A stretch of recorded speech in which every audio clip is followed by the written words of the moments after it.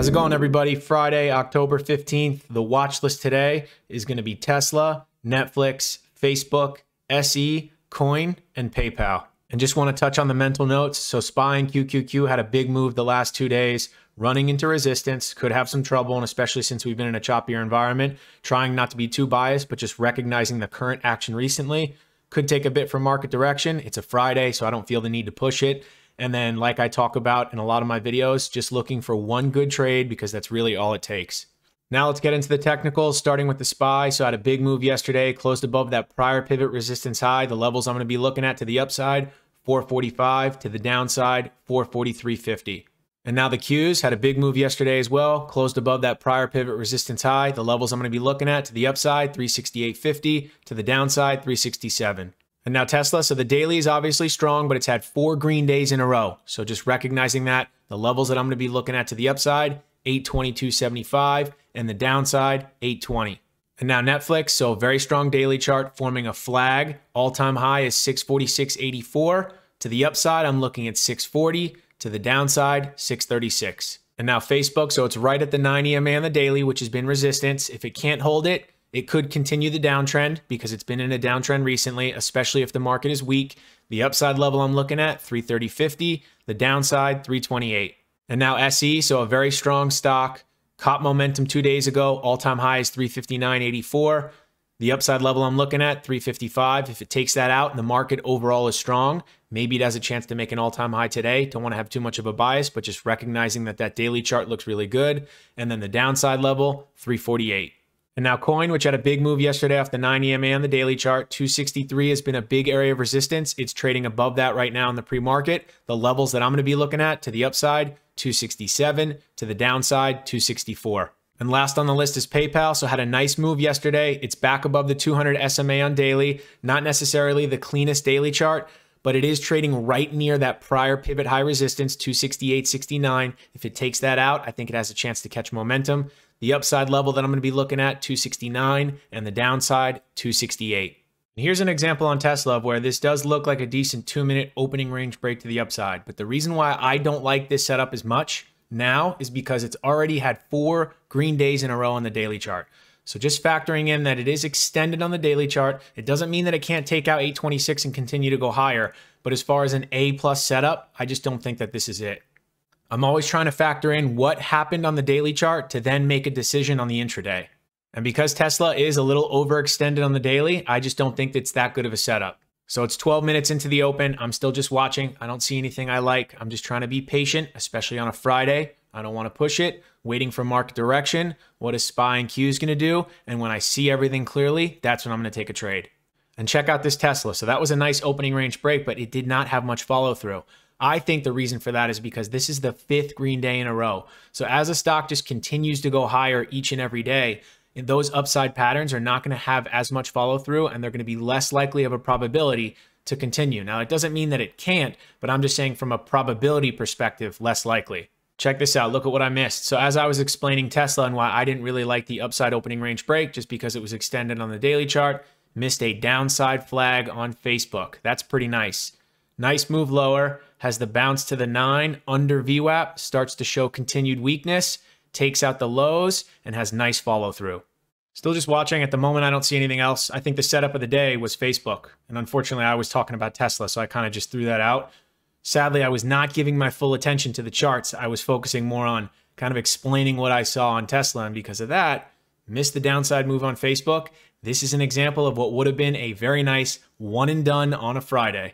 So I'm still watching this Facebook, but to be honest, this is a little overextended to the downside. I mean, this does look like a decent flag, but if I was good and I was paying attention, I should have got it here. And then that's the move. That's the nice trade.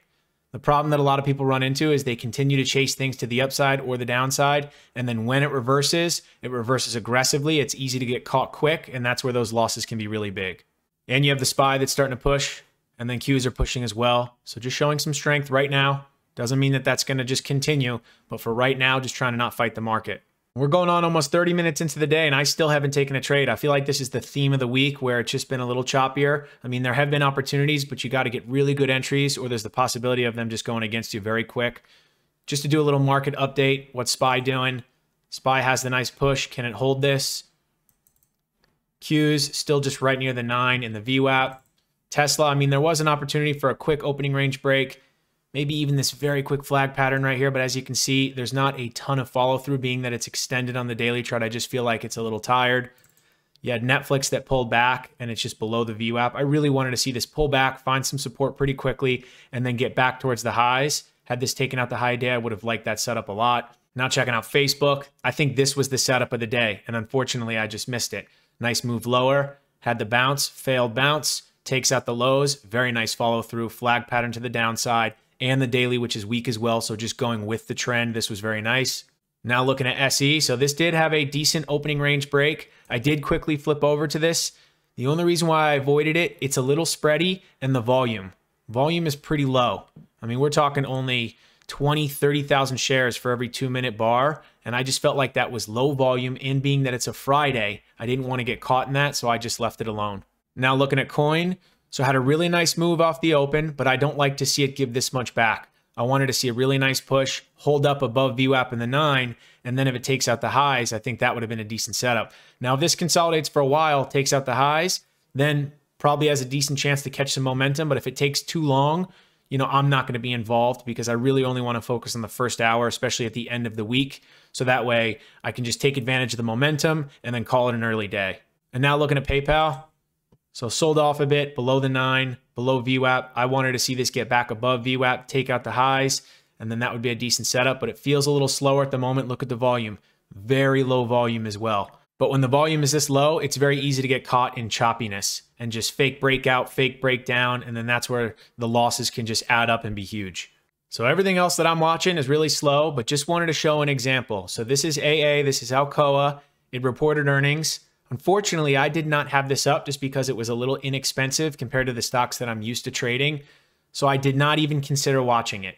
But look at this setup. Being that this reported earnings, I probably should have had this on my radar because it was nice high volume in the pre-market, but this is a decent setup. Has a pullback off the open, eventually takes out the high, so a 2-minute opening range break, higher volume. Look at the volume on this.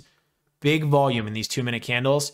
Takes out 52, has pre-market high above, breaks the pre-market, and very nice follow through.